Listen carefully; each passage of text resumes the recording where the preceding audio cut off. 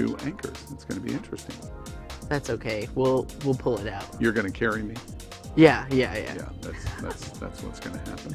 Well, that's good news.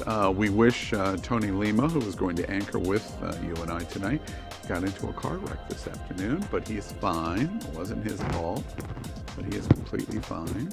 And we know he's completely fine. Did you see him in hot spots this week? He's fine, honey. Wait, are you Bear Jonesing? You don't seem to me as a bear kind of guy. Oh, I like them all, honey. I like them all. All right. He's still the most eligible bachelor in Wilton Manors. True. Absolutely true. Welcome to Queer News Tonight, the world's first and only LGBTQ daily evening news. It's time to queer up the news. It is 7 p.m. Tuesday, March 2nd, and we are literally out of the closet and into the headlines. So many of your important stories we're going to tell this evening on Queer News Tonight. The world's first live daily queer evening news show, out of the closet and into the headlines on Q News Tonight. Thank you for joining Queer News Tonight. This is live, unedited LGBTQ evening news show. Whatever happens, you will see it. This evening, we bring you the news and perspective representing the LGBTQ community from South Florida, America, and across our world. I'm your Queer News Tonight anchor, Al Ferguson, and tonight let's welcome anchor Gordon Woodworth III. They identify as a pagan and is genderqueer, non-binary Gen Zer.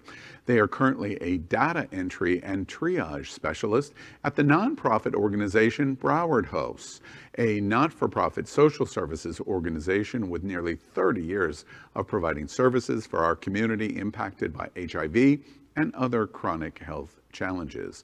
And he is now running, they are now running an alt-space VR event series called Pagans in Virtual Reality. Cool name. Good evening, Gordon. Thanks, Alan. If you want to check out the events, we're at Pagans in VR on altspacevr.com. Great. Tonight we begin with the queer headlines. The LGBTQ community in South Florida and across America is diverse. Our community across the world is vast, and here are the bullet points of the queer news for today, Tuesday, March 2nd. Let's begin by queering up religion. Republicans have launched Equality Act rival that would undermine LGBTQ plus rights in the name of religious freedom. Watch this.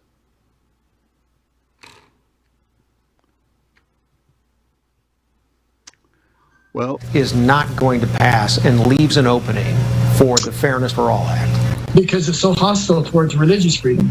And the Republican senators understand that. And I think, honestly, a few Democratic senators feel the same way.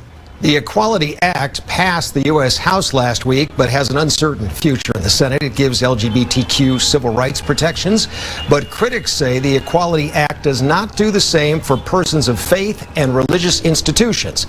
This weekend, the Church of Jesus Christ of Latter-day Saints came out against the Equality Act and restated its support for Stewart's bill. How are you ramping up the marketing of your bill? Well, I mean, we're talking to everyone we can. Honestly, in my experience in Congress, we have never put as much work or effort into any single piece of legislation. Human Rights Campaign calls Stewart's bill substandard for LGBTQ protections. Equality Utah tonight says Utah has shown that the LGBTQ community and people of faith can coexist, and it hopes for the same collaboration in Congress. Well, the Fairness for All Act was reintroduced by Utah Congressman Chris Stewart this week, days after the Equality Act was passed by the House of Representatives as a way to harmonize religious freedom and LGBTQ rights. That's the quote. Like the Equality Act, it would outlaw LGBTQ plus discrimination in employment, housing, jury selection, credit, and federally assisted programs, except, of course, when that discrimination is based on religious beliefs. Stewart said, quote, "It is hard to really love our neighbors when we are fighting with them over whose rights are more important.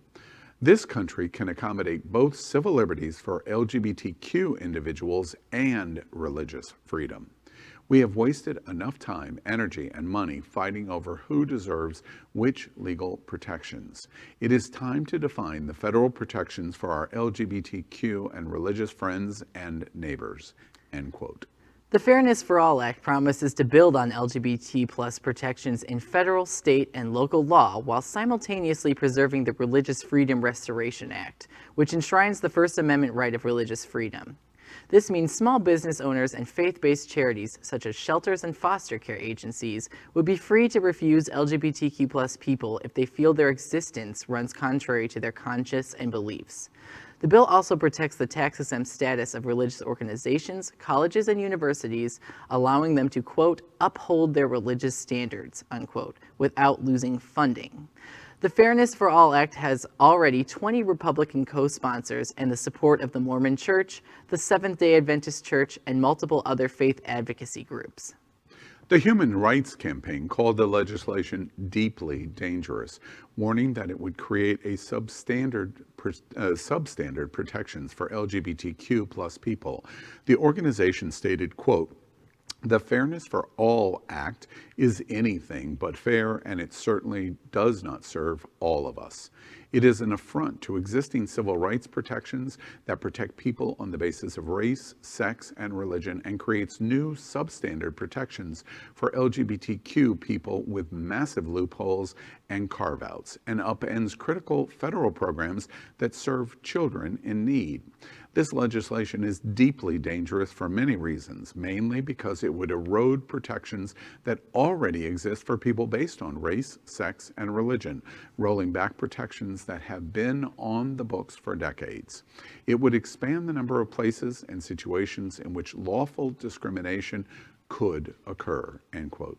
Even if it doesn't pass, the bill could influence revisions of the Equality Act, which needs to gain Republican support in order to overcome a potential Senate filibuster. You know, it seems to me this is really crystal clear. First, let me acknowledge this is a step in the right direction.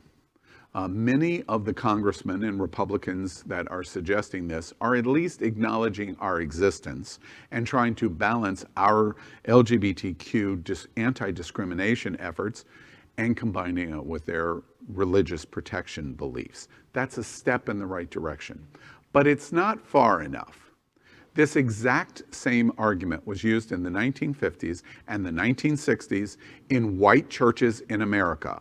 Our religious freedom allows us to discriminate against black people. The Supreme Court clearly struck it down. Every act that was done in the 1960s continued to strike it down, while especially in the South, and Mormons in Utah fought it every step of the way until they ultimately lost. That's exactly what's going on here.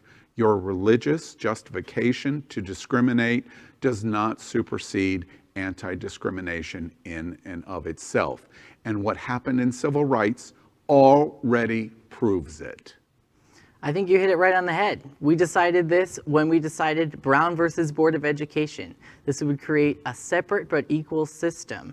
And you know, the thing about it that's really insulting to me is I am a religious person and I am gay. And there's a lot of people in the gay community who are religious. And my church, the Unitarian Universalist Church, does not condone this in any way, shape, or form. We are not here for it. My marriage has always been central to my religion, and my ability to live my life as a gay person has always been central to my religion, and it is for a lot of people in this country. Secondly, I want to point out the part about funding. This is what this is really all going to be about.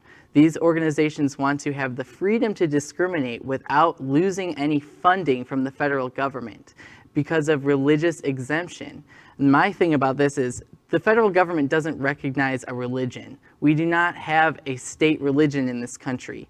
Therefore, if you're going to persecute based on your religion, the government can't acknowledge that. That would be acknowledging a religion, and we don't do that in this country. So I'm really not here for it. This is just, again, I'm annoyed that they're even calling it religious. It's just a certain group of Christians that want to just discriminate against other people, and that's all it is, period. Next, we're going to queer up entertainment. Uzo Aduba to star as gay Southern sheriff in new CBS drama, The three-time Emmy winner is set to star in an executive-produced Low Country, a new drama from Robert and Michelle King, the creators of The Good Wife. In the show, Aduba will play a gay sheriff working in the Deep South. According to Deadline, quote, Low Country stars Aduba as Shirley Johnson, the least likely deputy sheriff in South Carolina's Low Country. Black and openly gay in a white Southern stronghold, unquote. Aduba won 2 Emmys and 2 individual Screen Actors Guild Awards for her role as Suzanne Crazy Eyes Warren in Netflix women's prison dramedy Orange is the New Black. While Aduba has never publicly identified as queer, she cultivated a legion of LGBTQ fans through the role as Suzanne was queer. Interestingly, when the show was approved, there was no black rural sheriff in South Carolina. On January 5th, 2021, Kenneth Bamberg became the first. However, at Queer News Tonight, we are pretty sure he's not gay, but we certainly congratulate him and the county's growing diversity. I love that. We're pretty sure he's not gay. But the most interesting thing here is, and I'm sure the drama, she is a fantastic actress.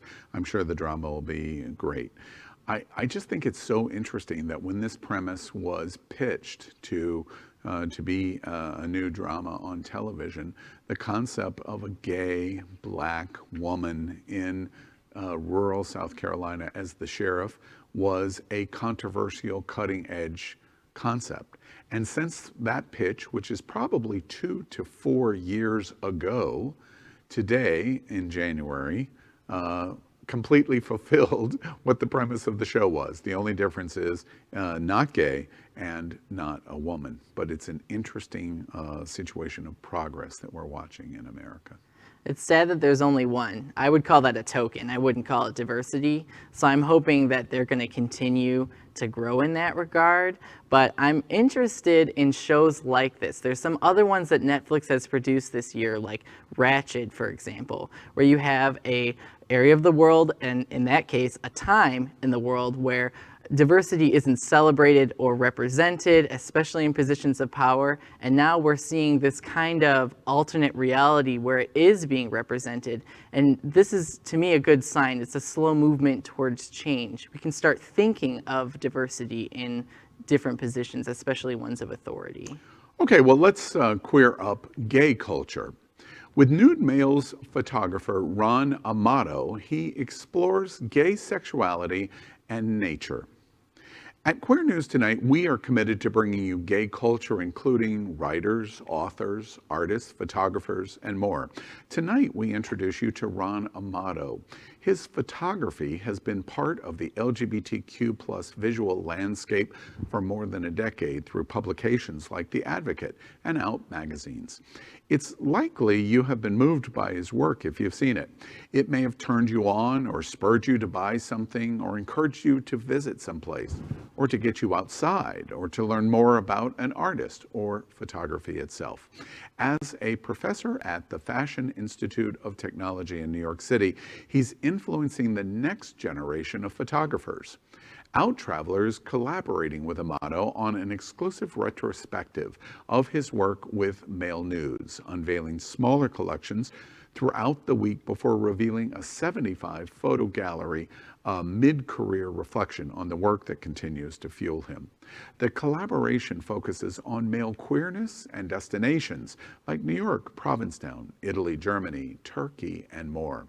He has also focused on themes like his Men in Nature series and Men at Home series. He reached a new level of fame with his series Gays in Trumpland, combining the craziest of both the times we are living in and queer persona. Ron Amato is provocative. Even erotic best describes his eye for beauty. The images are stunning and deserve our attention to his photography.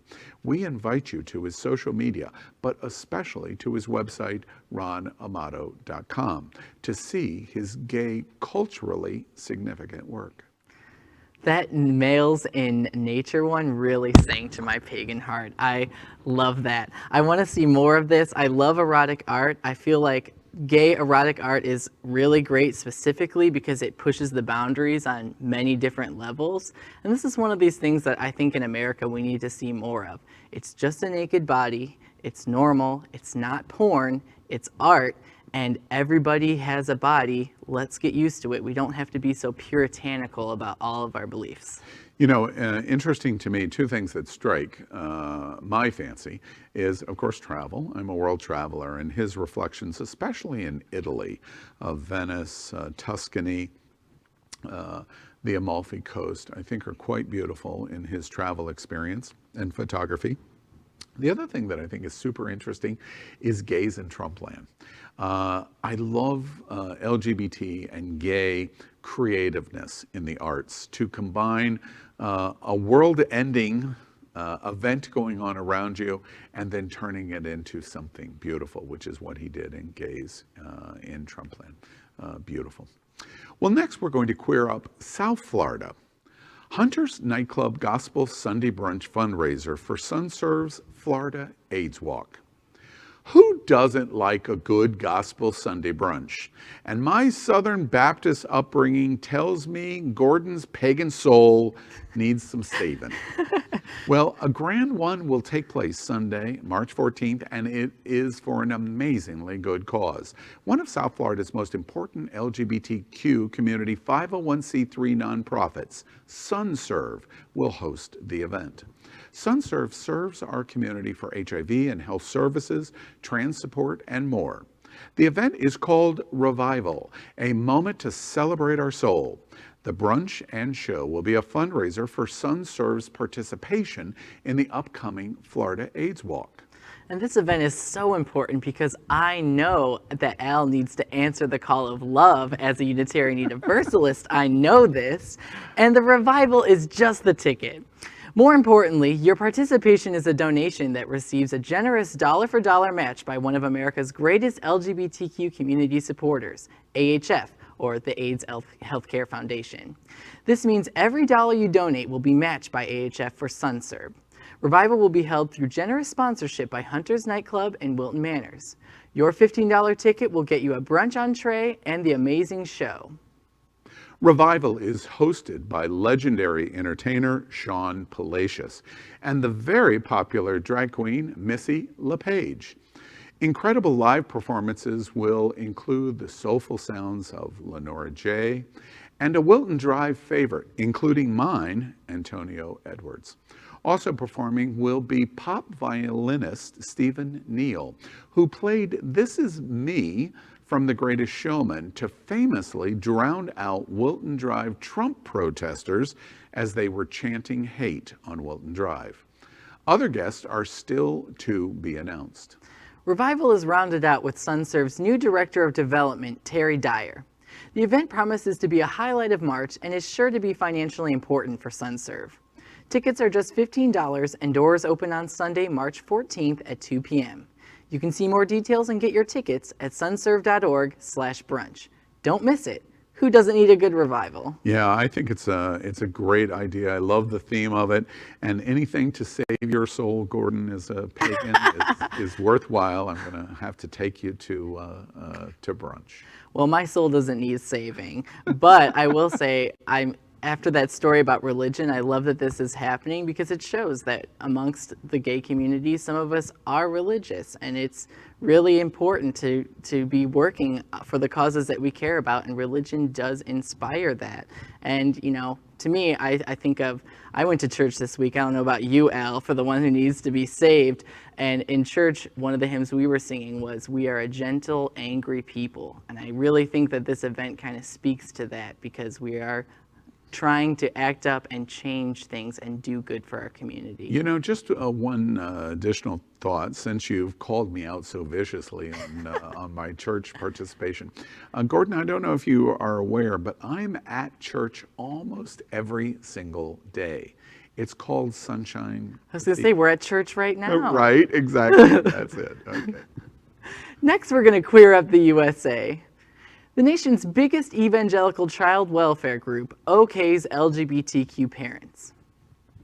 Bethany Christian Services, the largest evangelical Protestant provider of adoption and foster care services in the nation, announced that it will serve same-sex couples and other LGBTQ+ parents effective immediately.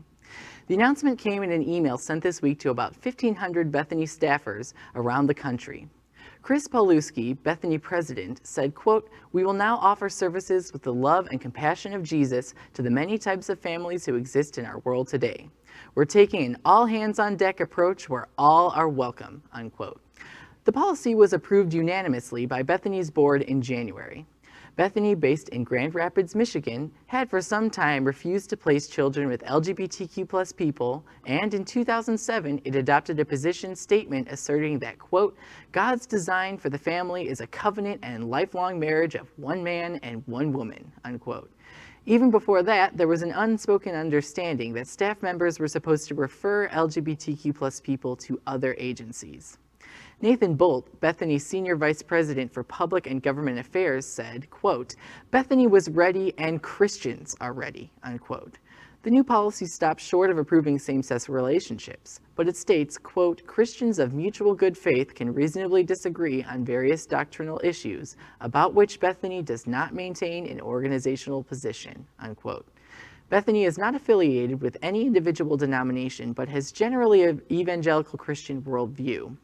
In addition to placing children with adoptive or foster parents, Bethany provides refugee resettlement and other child welfare services. It also has offices in more than a dozen countries beside the U.S.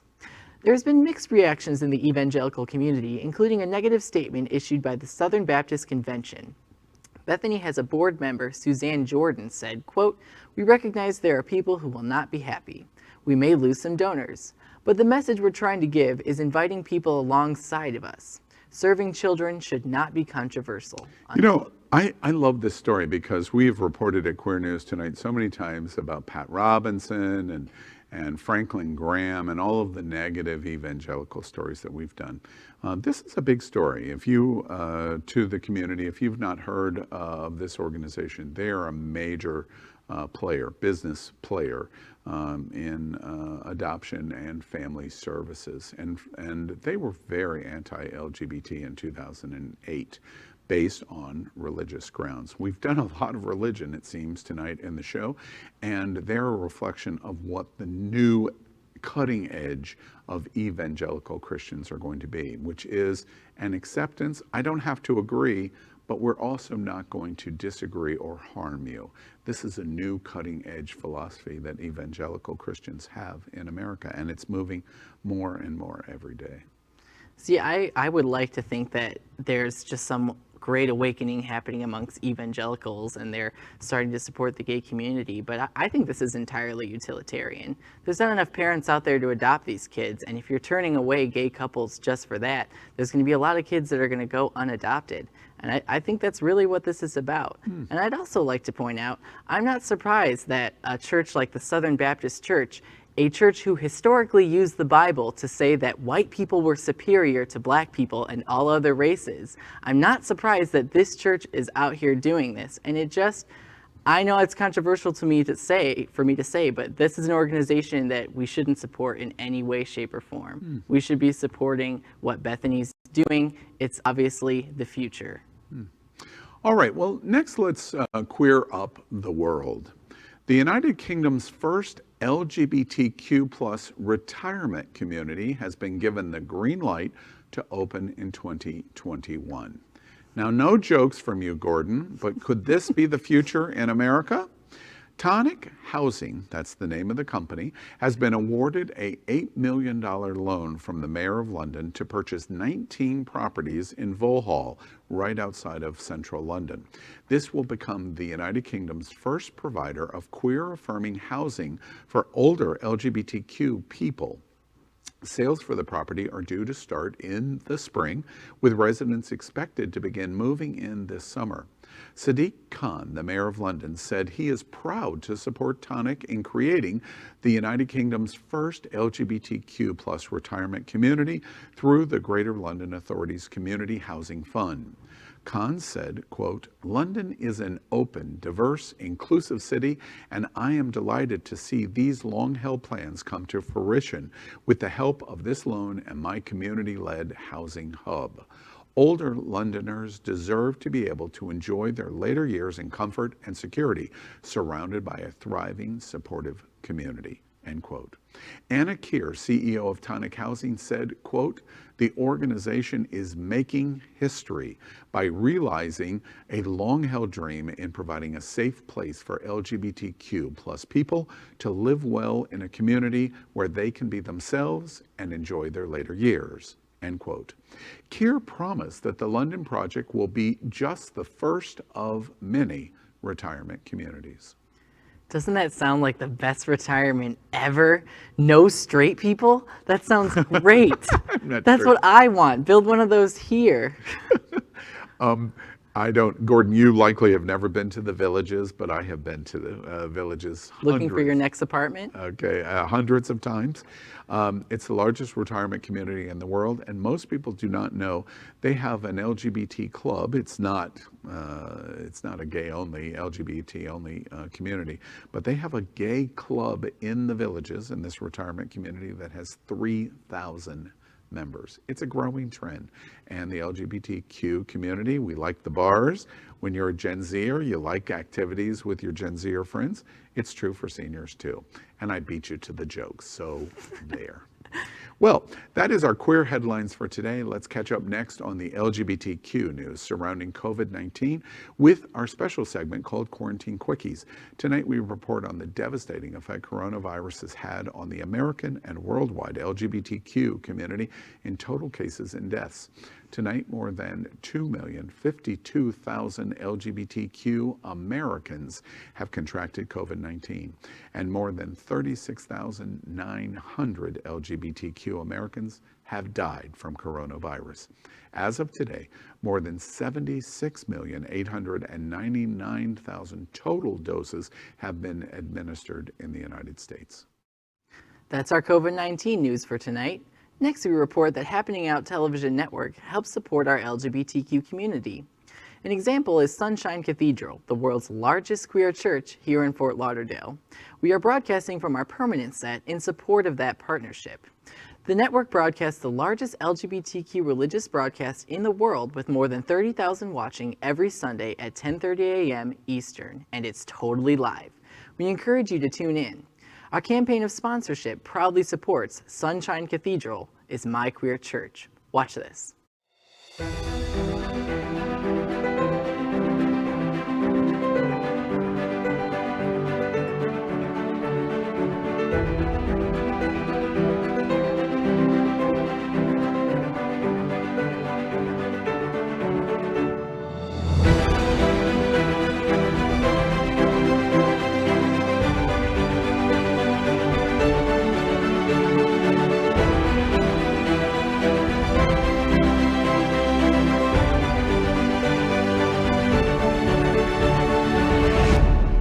Darrell Watkins, Senior Minister, Sunshine Cathedral is My Queer Church.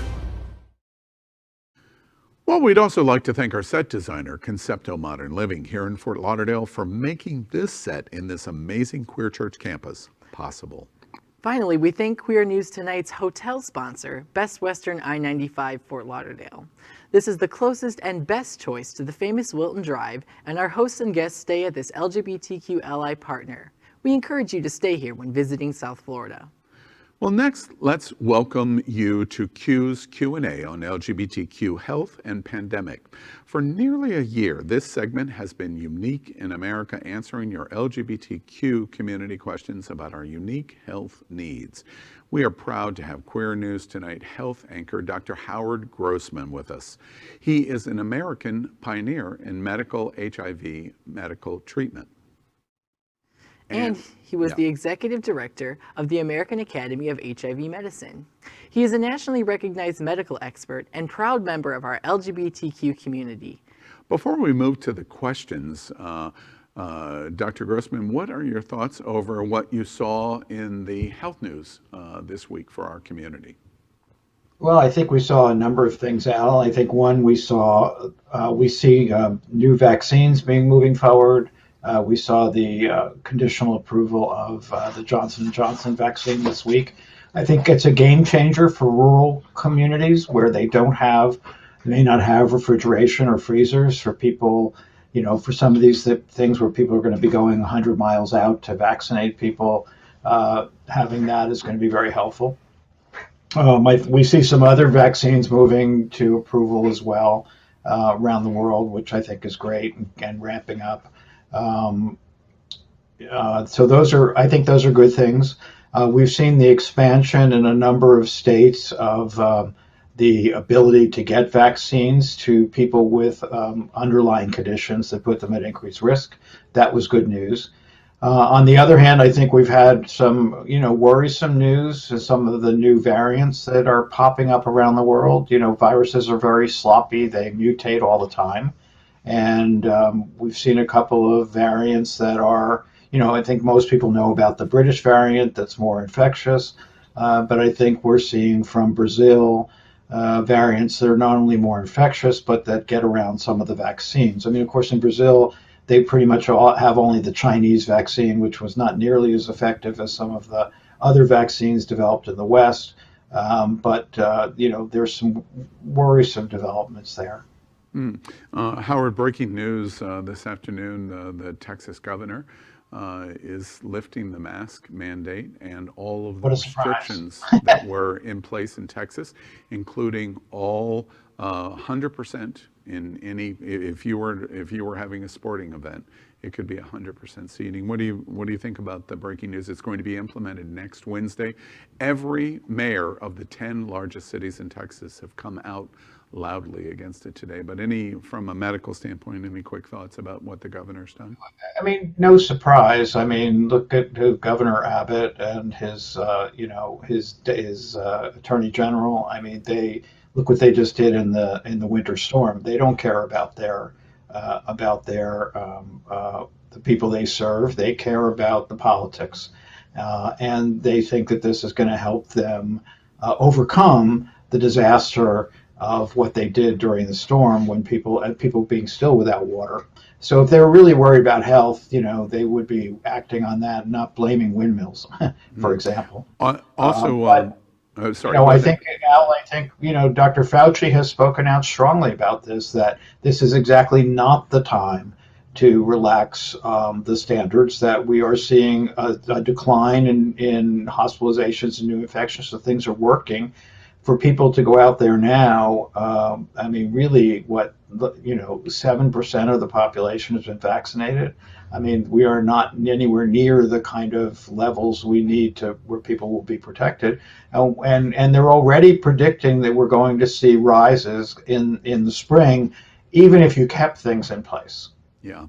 And Dr. Grossman, curious of the breaking news, your reaction to the breaking news this afternoon. The White House press conference this afternoon, they have moved up a full 30-some days, the announcement of when they believe the potential of complete vaccination of the American public for anybody that wants one from late July, which was the Biden administration's goal, to June. And that was because of a new contractual arrangement with either Pfizer or Moderna and another pharmaceutical, but that they were going to be able to increase production. And as a result, they believe that anyone that wants a vaccination will be completed by June. What did you think about the breaking news? It was Merck and Johnson & Johnson. It's Merck and Johnson & Johnson, right? Yeah, and still, it's historic because they're two very big competitive companies. So it is historic that they are cooperating on this. And I think an example of what happens when you work to create a wartime footing to fight this virus, which is something we should have been doing for the last year. Yeah. So I think that's great. Like I said, there are other vaccines coming online. People are talking about ramping up production with hundreds of millions of doses per month of some of these vaccines. And I think so that's going to make things available. I think, we heard Dr. Fauci say last month that by April, most people will be able to get vaccines. So then it's going to take a few months. I think it's fantastic. Yeah, great. All right. Well, let's jump into the questions we have for you tonight. Gordon, let's start with you. Question 1. Can you explain the difference between a viral vector vaccine versus a messenger RNA vaccine? So the messenger RNA vaccine is a piece of genetic material that your body reads, that gets into your cells through some kind of carrier, pocket, and is absorbed into the cell, and tells your cell, basically what they're doing is telling your cell to put those spike proteins that are floating around behind you, those little things that look like golf tees. You can't see it, but I can. To put proteins on the surface of your cell that make your cell think it's seeing a foreign body, so that it makes antibodies to the spike protein. So that's how the messenger RNA works. The adenovirus vector. That is Moderna and Pfizer. Exactly. Yeah. The Johnson & Johnson is an adenovirus vector vaccine, which means that you're using an attenuated virus, so a virus that's not going to be causing disease, to carry the information you want into the cell. So you're actually infecting the cell in some way. So it's a different delivery system. Does it make any difference, one delivery system over another? No, they both sound like they're being effective, and it's whatever one you can get. Yeah. Yeah, exactly. but the question is your immune system going to react differently to it, or will the side effects be different? Because that's what I think people really care about. We have lots of adenovirus vector vaccines. In fact, most of the HIV, a lot of the HIV vaccines that they've been testing are vector vaccines. I think, remember the Moderna and Pfizer vaccines, the RNA, these are the first two RNA vaccines that have been approved. This was something that was being studied for the last few years, but they were a real breakthrough in vaccine development. But you've used vector vaccines for years. Well, that's interesting in terms of the choices. Let's move to question number 2. A study has come out in the LGBTQ community that suggested a full 70% of the LGBTQ community in America could not identify having a family, a traditional named family doctor, a doctor assigned to them, or that they've selected, etc. And we've been through the last year where we recognize how important our medical issues and needs are. So question number 2 is, what are the critical issues in finding a doctor that becomes your family or your doctor of choice? One, you have to look for one. And for many people, especially young people, often will not have a primary care doctor, will only take care of things as they come up, will go to, since urgent care has become a thing, that's an excuse for a lot of people not to find a regular doctor. And the urgent care is taking care of that particular issue, but they're not watching for vaccines, they're not necessarily going to treat chronic problems, and to look for a doctor in an emergency in this environment is a mistake. It's many doctors have 2-week waits, 2-month waits. If you're looking for a specialist, you can wait for months to get an appointment. People are really busy, and we're starting to experience a shortage of doctors around the country. And so you want to get in with somebody just so they know who you are. If I have a patient, it may take a while for them to get in, but that's because once they're in, if they have a problem, I'm going to see them right away. Mm-hmm. And many doctors, that's exactly what they're like. Mm-hmm. So, I think it's very important. What ends up happening, Al, is folks who are closer to our age, maybe, when they get to be in their late 40s or 50s, they suddenly go looking for a primary care doctor. Right. Younger than us.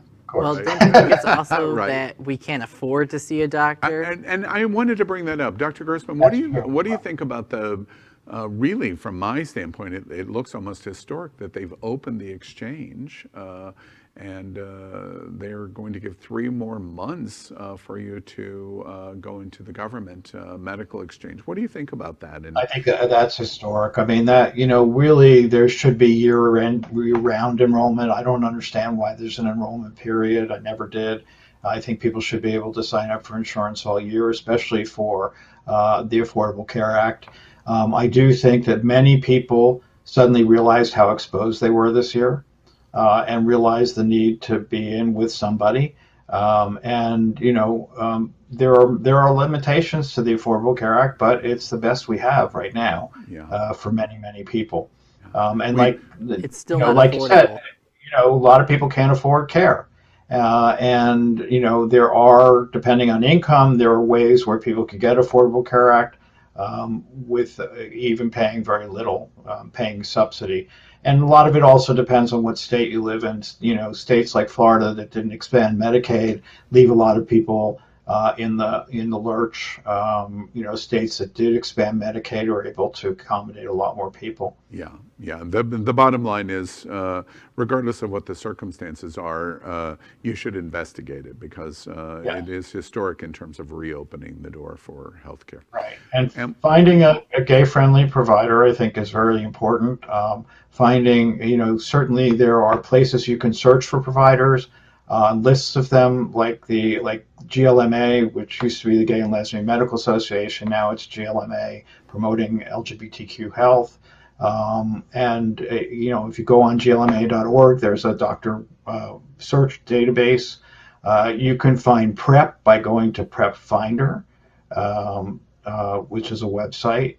You can find HIV care professionals at the American Academy of HIV Medicine, at the HIV Medicine Association of the International IDSA, the Infectious Disease Society of America. So there are places where you can do searches online to find a local provider who is gay or gay friendly, HIV friendly, things like that. Dr. Grossman, do you know any LGBT friendly or gay doctors? Do you know any at all? Oh wait, you probably gay people? I don't know any gay. All right, only you, Al. Yeah, only exactly. You. Right, and only you, Howard. And Gordon, we have one more question. What's that? Fort Lauderdale has added vaccine lists for 18 and over with risks like HIV. Is this correct? Not exactly. So what was added in Florida is, and in many other states, is people who are 18 to 64 with an underlying condition that puts them at high risk for COVID. HIV is actually not on that list in most states. So in the CDC list, it breaks. If you go to the CDC website, there are diseases that are known to be high risk and diseases that might be high risk, and HIV is on the might be list. But there are 12 states that did include HIV, you know, as a risk. In any case, here in Florida, I've been giving people letters that say that they're at high risk and that they have HIV, and many of them have been getting vaccines. Yeah. So, you know, I think a lot of it depends. If a medical provider gives you the letter, people go ahead and give you the vaccine. Yeah, and again, I asked, do you, Dr. Grossman, do you know any gay-friendly or gay doctors here in I told Fort Lauderdale? You still have to have access to one. All right, well, that is tonight's Q&A on LGBTQ health and pandemic. We're here every Tuesday with Dr. Howard Grossman to answer your questions. You need medical assistance, and of course you do. 70% of you do not have a primary care doctor in our community. 70%. We encourage you to contact Midway Specialty Care Center with 10 locations here in Florida, and especially Dr. Howard Grossman here in Wilton Manors and all across South Florida. And as always, thank you, Howard, for being with us tonight. Thank you, Al. All right, well, we're going to end tonight's broadcast with the big finish. Today's silly or news that we find entertaining in our LGBTQ community. So first up, in the big finish, local Florida officials are warning spring breakers to stay away from Miami and go to Las Vegas if they don't plan on following the new rules. I'm so annoyed by this. Just recently this week, there is a personality, like a huge party planner in New York City by the name of Linux, whatever they are, who came down to Miami and took a bunch of people from New York down here to throw a party on Miami Beach or wherever they were, no masks, avoiding all the rules. And it's so frustrating because we're trying to fight this thing and there are people coming here from other states and making the problem worse. And then turning around and saying things to us like, oh, well, you need to take it up with your local government. And it's interesting to me because there's nothing we can do and there's nothing the government's doing. You know, it's very funny to me, South Florida and America. Gordon just described the event that took place just last weekend in Orlando, and it was called CPAC. In the big finish, Reese's announces, an all peanut butter chocolate-free peanut butter cup. Ew. This is not ew. I am excited about this. Ew. I am going to eat this. I'm going to buy this, I know, because my favorite part of the peanut butter cup is the peanut butter. I think that the chocolate on the outside is disgusting. Wait, where is your all-encompassing LGBT diversity embracing of a little bit of chocolate every now and then? Where did that go there? And this is so That's a white. food item, not a person. Oh, okay. I'm sorry, I misread that then. The big finish. Wait, WTF?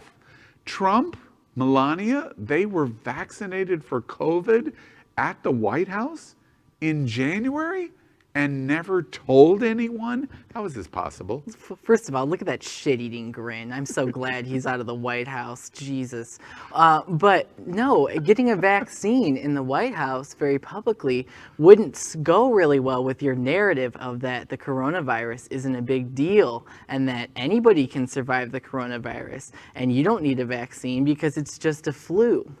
So I think that's why he kept it a secret, because it would look really bad. I agree with everything you just said, but even more than that, why would the son of a bitch get the vaccine for him and his family and then keep it secret? What lunacy? Oh, wait, we're talking about Trump. I'm sorry. Never mind. At least Pence did it in front of the camera. Somebody wanted to lead. Well, that is today's news for the LGBTQ community on the world's first and only daily LGBTQ evening news show. Is our community important to you? Then help us by liking and subscribing, ring the bell for updates, and share this news.